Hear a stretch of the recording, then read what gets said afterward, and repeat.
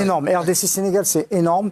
Vraiment, j'ai hâte de voir ce match. C'est le match qui m'excite le plus, même plus que Guirassy contre Algérie, pour être honnête avec vous. Je trouve que la RDC n'a jamais été aussi près parce que ils sont sur une belle dynamique. Ils ont stabilisé leur groupe.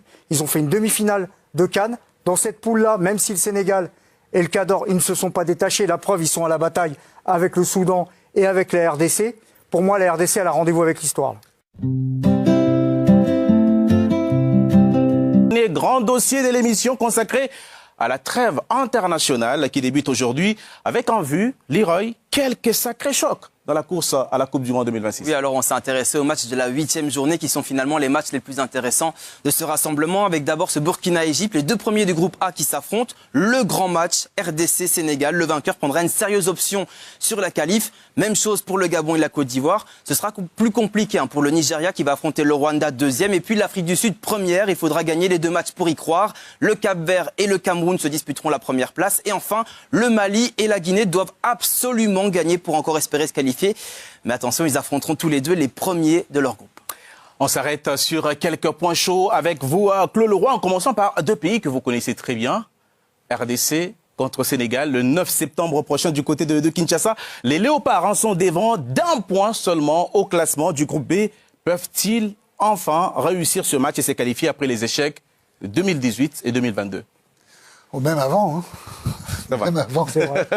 Mais ils ont été beaucoup plus proches en 2018 et 2022. Il va bien falloir qu'ils retrouvent cette Coupe du Monde. Ça a été la première équipe subsaharienne à se qualifier pour une Coupe du Monde. Donc, bien évidemment, on sait quel est le potentiel de ce pays, mais ils ont la malchance de se retrouver face au Sénégal, où on a l'impression que ces dernières semaines, la plupart des joueurs sénégalais retrouvent un très très bon niveau. Ça va être un match énorme à Kinshasa. On imagine un petit peu, on ne sait pas combien il y aura de personnes dans le stade. Normalement, c'est 80 000 spectateurs. Donc on sera à 100. Juste limité à 50 000 par là. Oui. Normalement, mais bon, on sait que voilà.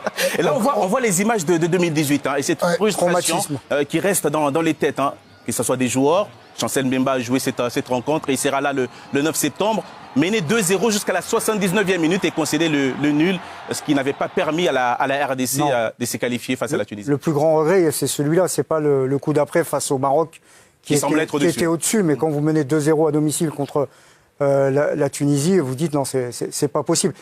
Le géant ne va pas rester éternellement endormi. Je veux dire, à un moment, vous retrouvez la Coupe du Monde.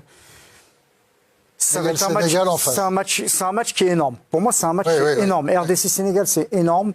Vraiment, j'ai hâte de voir ce match. C'est le match qui m'excite le plus, même plus que Guirassy contre Algérie, pour être honnête avec vous. Je trouve que la RDC n'a jamais été aussi près parce que ils sont sur une belle dynamique. Ils ont stabilisé leur groupe. Ils ont fait une demi